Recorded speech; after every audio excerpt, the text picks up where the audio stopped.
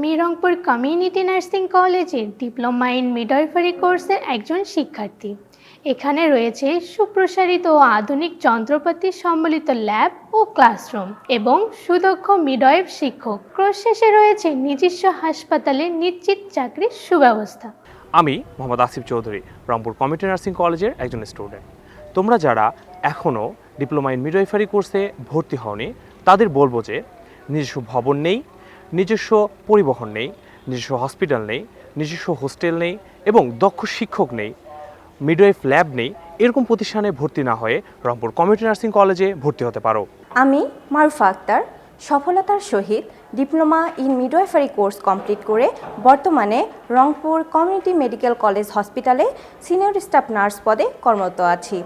তোমরা যারা এখনও পর্যন্ত ডিপ্লোমা ইন মিডওয়াইফারি কোর্সে ভর্তি হওনি তারা নিশ্চিন্তে রংপুর কমিউনিটি নার্সিং কলেজে ভর্তি হতে পারো।